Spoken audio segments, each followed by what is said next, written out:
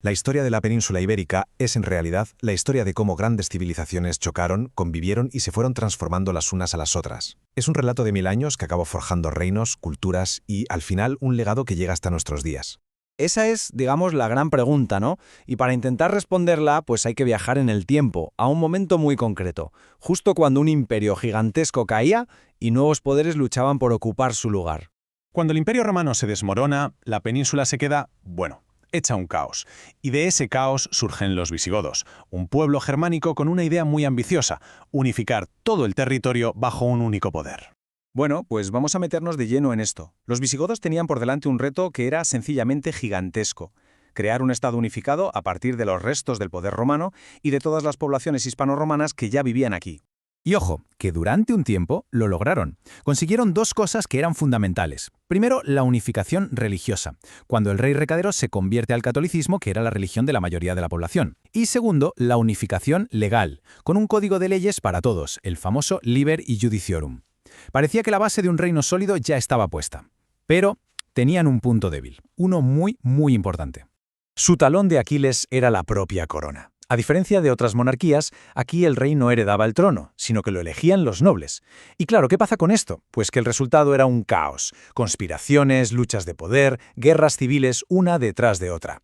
Y fue, precisamente, una de estas peleas internas la que abrió la puerta a una fuerza que iba a cambiar la península para siempre. Y con esto pasamos a un capítulo completamente nuevo y desde luego dramático. Es que la llegada del Islam a la península no fue para nada una simple invasión. Fue el pistoletazo de salida a casi 800 años de una civilización nueva y brillante, Al-Ándalus. 711. Hay que quedarse con esta fecha. Resulta que una de las facciones visigodas, en plena guerra civil, llama a un ejército bereber del norte de África para que les ayude. Cruzan el estrecho de Gibraltar, pero lo que iba a ser una pequeña ayuda en un conflicto local se convierte en una conquista relámpago de casi toda la península. La evolución política de Al-Ándalus es fascinante. A ver, al principio empezó como un emirato, o sea, una provincia que dependía del gran califato de Damasco.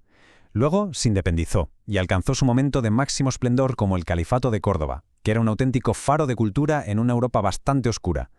¿Pero qué pasó? Pues que, como les ocurrió a los visigodos, la unidad acabó por romperse. El califato se desintegró en un montón de pequeños reinos, la época de las taifas. Y esto de verdad no es ninguna exageración. En la época del califato, Córdoba era una de las ciudades más importantes del mundo, al nivel de Bagdad o Constantinopla. Filósofos, médicos, astrónomos. Era literalmente un hervidero de conocimiento que mezclaba las tradiciones griega, persa e india.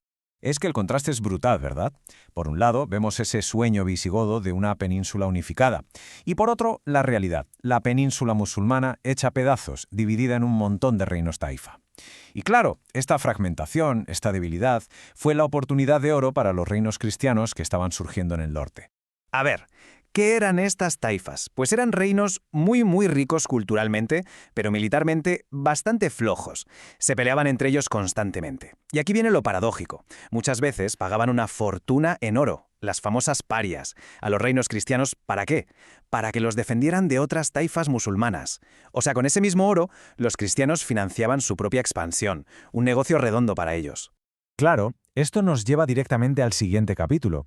Mientras Al-Ándalus se iba debilitando y fragmentando, en las montañas del norte, unos pequeños reinos cristianos que habían resistido empezaban a crecer, a hacerse fuertes y a expandirse hacia el sur. Este árbol genealógico lo explica muy bien, la verdad. Vemos cómo de esos pequeños núcleos iniciales, como el reino de Asturias, va surgiendo toda una red de reinos a base de herencias, matrimonios y divisiones. Al final de todo este lío, dos grandes bloques van a ser los protagonistas: la corona de Castilla y la corona de Aragón.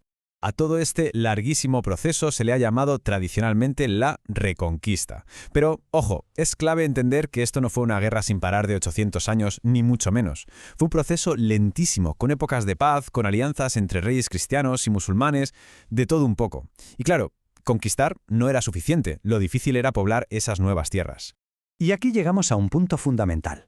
Conquistar un territorio era una cosa, pero controlarlo, defenderlo y hacerlo productivo era otra muy distinta. La repoblación era la estrategia para asentar población cristiana en las tierras ganadas. Y la forma en que se hizo, sus consecuencias llegan hasta hoy mismo. Lo más interesante es ver cómo fue cambiando el sistema. Al principio, en el norte, se usaba la presura. A un campesino libre se le daba un trozo de tierra y ya está.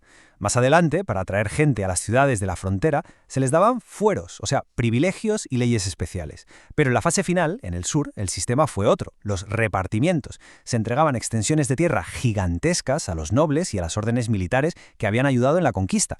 Y de aquí, de estos repartimientos, es de donde nacen directamente los enormes latifundios que todavía hoy caracterizan el paisaje de Andalucía o Extremadura. El origen está aquí. Vale, y en mitad de toda esta expansión, ¿qué tipo de sociedad se estaba forjando? Pues básicamente una sociedad feudal, muy jerarquizada, y donde la religión, la fe, lo marcaba absolutamente todo. A ver, la cosa era bastante sencilla, en teoría. La sociedad se dividía en 3 grandes grupos, los estamentos. Estaban los nobles, cuya función era guerrear, estaba el clero, que se dedicaba a rezar, y luego estaba el pueblo llano, la inmensa mayoría, que trabajaba para mantener a los otros 2. Pero la clave de todo, lo fundamental, era la desigualdad ante la ley. Los 2 primeros, los privilegiados, no pagaban impuestos y tenían sus propias reglas del juego. El resto, a trabajar y a pagar. Y aunque los 2 grandes reinos, Castilla y Aragón, eran feudales, la verdad es que no se parecían en casi nada. Castilla era la potencia de la lana, un negocio gigantesco con las ovejas merinas, controlado por la poderosa Mesta, y con un rey que mandaba muchísimo. Aragón, sin embargo, era otra historia. Era una potencia comercial que miraba el Mediterráneo, con una burguesía muy fuerte en ciudades como Barcelona, y donde los nobles le paraban los pies al rey constantemente. Es lo que se llamaba pactismo. Aquí se negocia todo. Y con esto nos vamos acercando ya al final de la Edad Media, un periodo que va a terminar con una crisis profundísima, pero que también nos deja un legado muy complejo de convivencia cultural y religiosa. El siglo XIV fue, sencillamente, un desastre absoluto. La peste negra arrasó Europa y aquí mató a casi la mitad de la población en algunas zonas. Esto provocó una crisis económica brutal, hambrunas y revueltas violentísimas, tanto en el campo como en las ciudades, que muy a menudo buscaban un chivo expiatorio en las minorías. Y es que, a pesar de las guerras, no hay que olvidar que durante siglos la península fue un mosaico de culturas. Teníamos a los mozárabes, que eran los cristianos que vivían en territorio musulmán, a los mudéjares, que eran los musulmanes que se quedaban a vivir en las zonas que iban conquistando los cristianos, y por supuesto a las comunidades judías, que vivían en ambas sociedades y eran un puente cultural y económico fundamental. Esta convivencia, que no siempre fue fácil ni mucho menos, fue lo que de verdad definió a la Iberia medieval.